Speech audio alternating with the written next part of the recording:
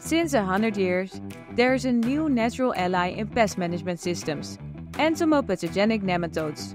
These microscopic roundworms infect their prey, killing them without having to use chemicals. Friend to many growers who ever faced pests, these little worms have changed the way we practice pest management. But what does the future hold for them?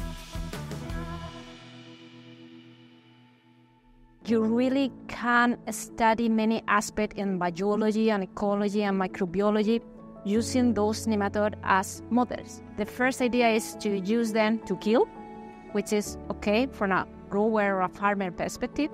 But then you realize that the fact that this nematode need a bacteria to kill the insect is a symbiosis. So then you can study many things related to the basic symbiosis. From the beginning, I have the feeling that I can build like a whole career just working in different areas using this nematode as model system.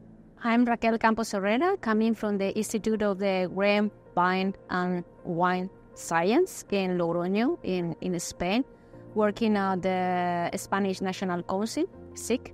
And I have over 22 years experience working with entomopathogenic nematodes. First, we need to say that there is many nematodes all around the world. There was a famous quote by one of the first big nematologists, Cobb from the United States, that say that if we remove everything from the earth except nematode, we could still see the face and the shape of the earth just only because of the nematode, because they are everywhere. So we need to first think on that we have nematodes that are good, like the entomopathogenic nematode, but from a perspective, especially from a grower, there is also bad nematode, the plant parasitic nematode, and there is also some kind of knowledge about free-living nematode that are also, the study is very important because are used as bioindicator of the soil health. Putting that in context, the beneficial soil organisms like the nematode, these are very important because they are giving different traits. You can use fungi for central stuff, you can use bacteria, but also the nematode is another contribution for the tool of biological control. So I think it's really important to promote and to learn about these organisms, to use this in our benefit. But the nematode has not always been promoted as beneficial to us. When it was discovered in the 1920s, it was more a curiosity than a tool. It was about finding different species. In the 1950s, scientists started showing interest in exploring potential and in nematode production. Since the 1980s, there has been an explosion in research about using entomopathogenic nematodes as models for biodiversity, interaction with other organisms, population dynamics, and many more subjects.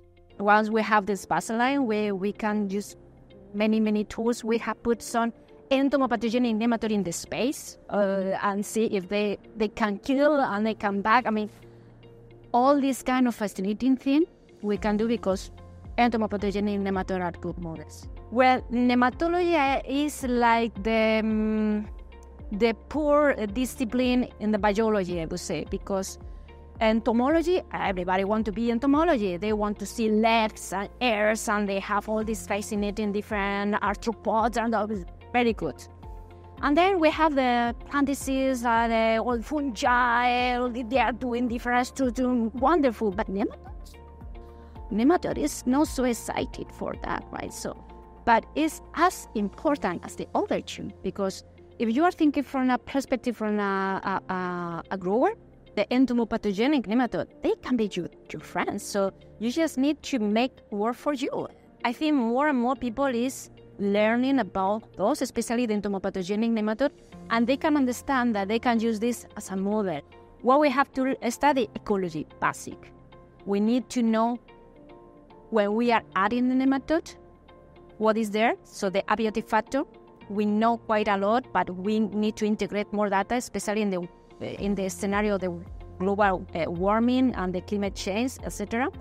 And also the interaction with the biotic phase that most of the time is like very complex, but we need to face finally the fact that we have other organisms there and they are interacting with the nematode. So this is basic, but also we can't forget about the bacteria.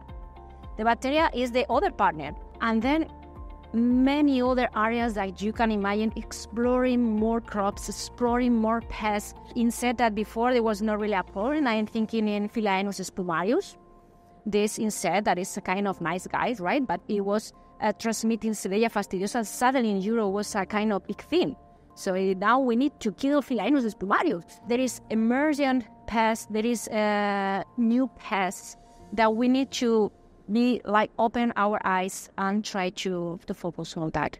Beneficial nematodes are experiencing a boom. Many growers are already using them to control a wide variety of pests, in the soil as well as above ground. However, it doesn't end there. The world is changing, and the use of entomopathogenic nematodes is changing as well. Well, I think they have made a good impact, but I think so far they have not made all the impact that they can do. I think we are now in a very interesting time where we have all the, at least from Europe, all this movement that we don't want too much chemical. And here I think the nematode is going to be one of the pieces that are going to bloom.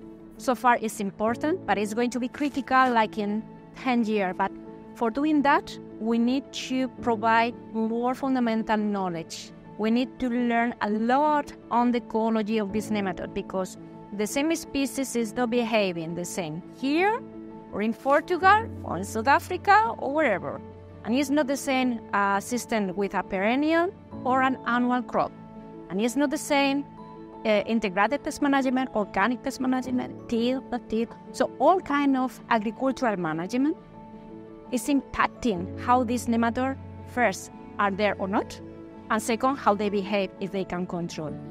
So 100 years, I hope it's as good as now, at least, but maybe it's even more important because in the context of changes in condition like increasing temperature and humidity, I think nematodes are going to be key drivers in the global farmers and economy in general. So I hope at least the same or even more important than now.